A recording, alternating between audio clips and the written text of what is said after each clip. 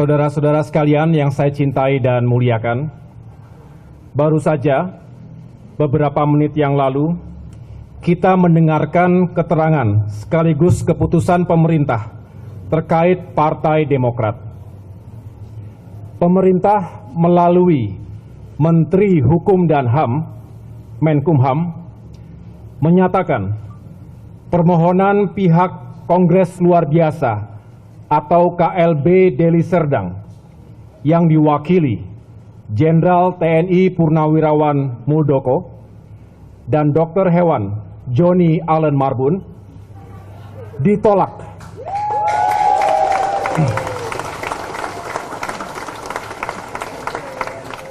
Ditolak karena gagal melengkapi berkas administrasi yang dipersyaratkan sesuai dengan batas waktu yang telah diberikan. Salah satunya adalah tidak menyertakan surat mandat dari para ketua DPD dan DPC sebagai pemilik suara yang sah kepada para peserta KLB yang hadir.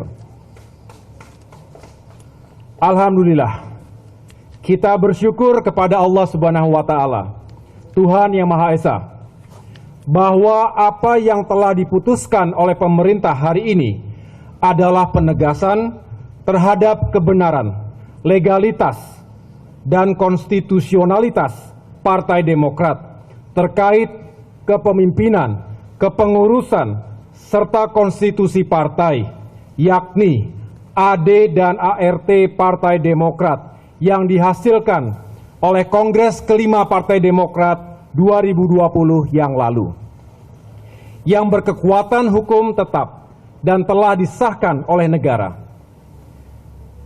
Artinya, tidak ada dualisme di tubuh Partai Demokrat.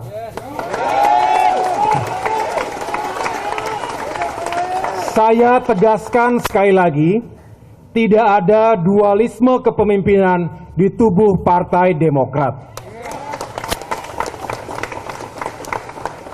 Ketua Umum Partai Demokrat yang sah adalah Agus Harimurti Yudhoyono.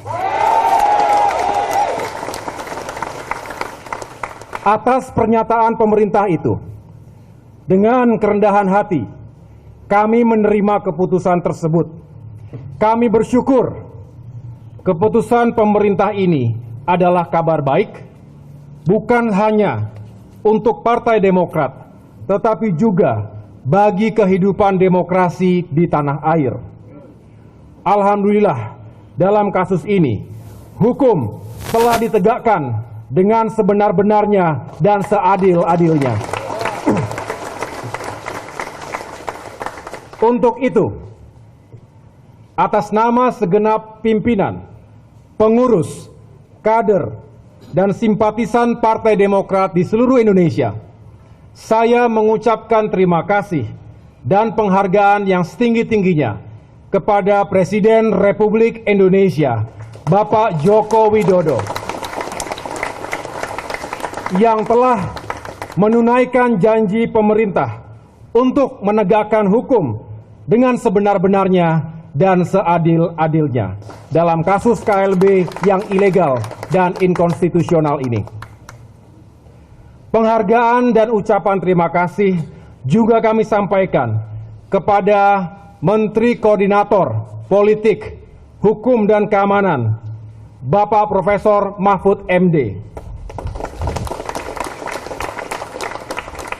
Terima kasih dan penghargaan juga kepada Menteri Hukum dan HAM, Bapak Yasona Lauli.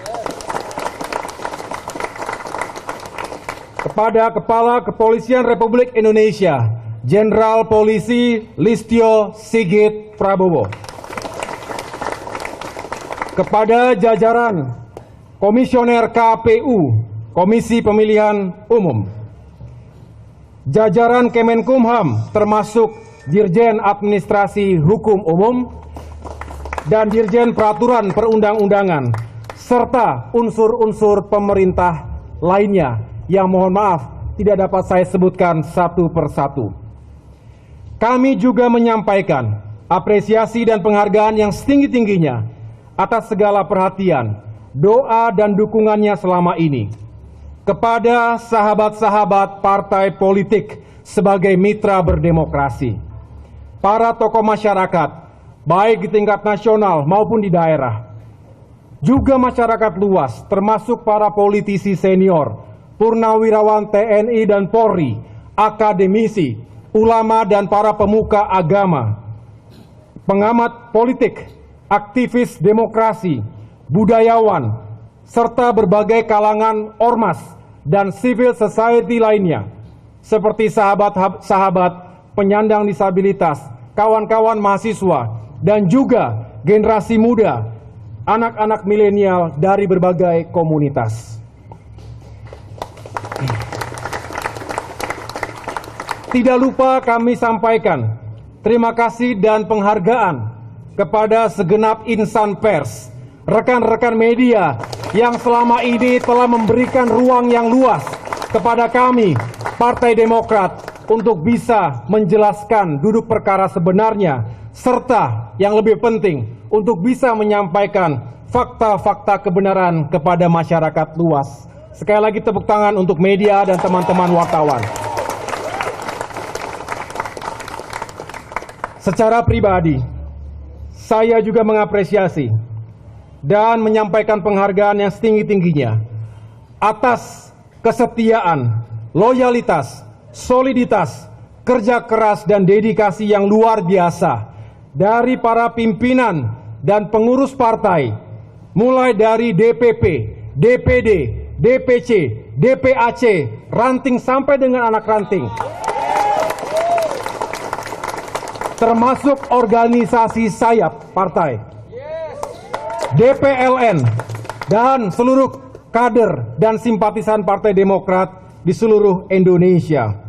Secara khusus kepada seluruh ketua DPD dan ketua DPC sebagai pemilik suara yang sah, yang telah menjaga integritasnya dalam mempertahankan kedaulatan, kehormatan, dan eksistensi Partai Demokrat di 34 provinsi dan 514 kabupaten dan kota.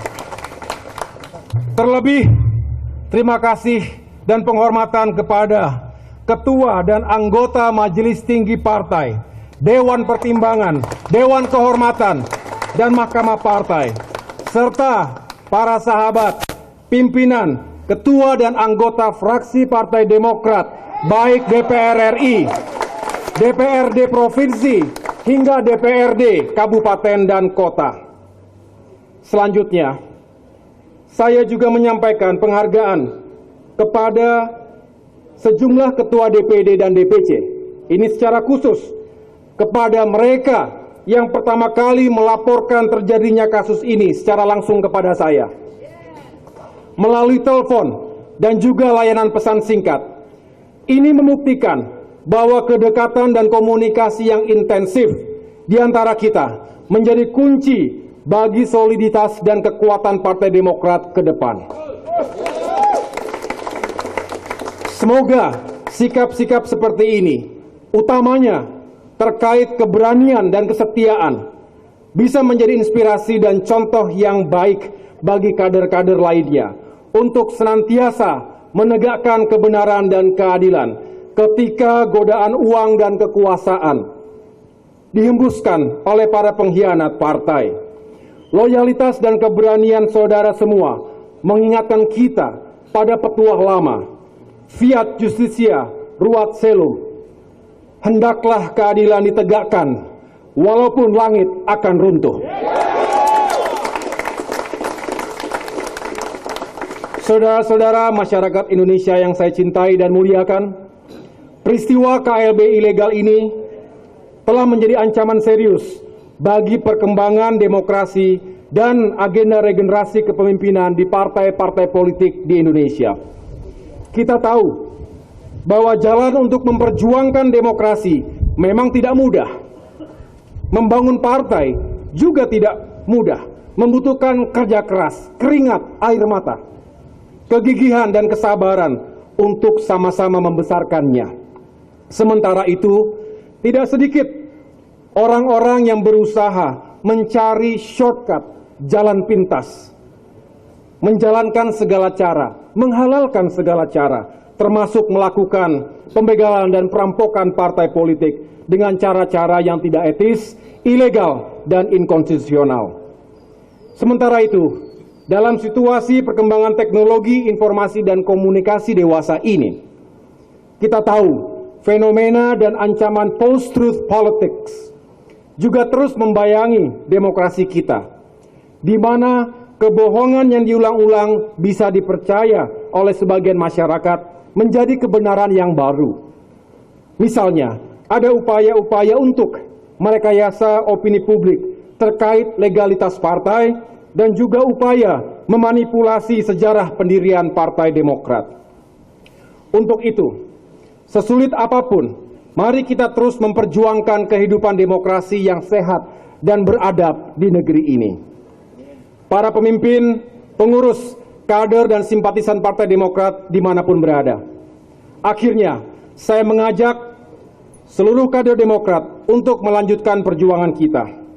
Jadikan peristiwa KLB ilegal ini sebagai hikmah dan pelajaran berharga untuk meningkatkan soliditas dan menjadi momentum bagi kita untuk bisa bangkit kembali.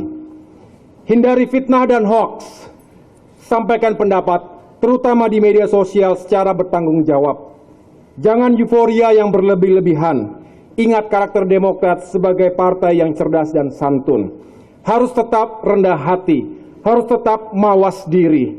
Kita ingin terus melanjutkan perjuangan. Terus kuatkan silaturahmi dan kolaborasi kita. Juga tentunya dengan segenap masyarakat sipil dan segenap elemen bangsa lainnya. Mari terus berkoalisi dengan rakyat, memperjuangkan harapan rakyat. Insya Allah, niat baik ini dan perjuangan kita semua akan diridhoi oleh Allah Subhanahu wa Ta'ala, Tuhan yang Maha Kuasa. Akhir minggu ini, insya Allah saya akan kembali melanjutkan perjalanan saya keliling Nusantara untuk memperkuat soliditas dan persatuan segenap kader di tanah air. Mari rapatkan barisan, bersama kita kuat, bersatu kita bangkit. Terima kasih. Wassalamualaikum warahmatullahi wabarakatuh.